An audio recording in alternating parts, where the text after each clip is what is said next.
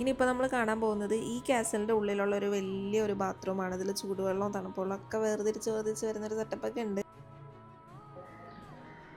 കയറാമോ? ഇത് കിണറാണെന്ന് തോന്നുന്നുണ്ട്.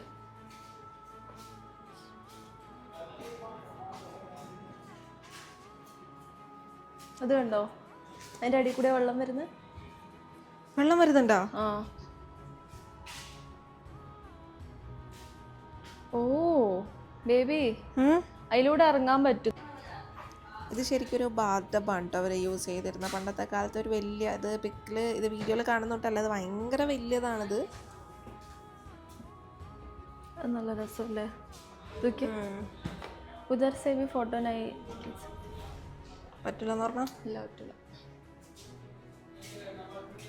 ഇതിലൂടെയാണ് വെള്ളം വരിക. ചൂടുവെള്ളം വരും, തണുത്തതും വരും.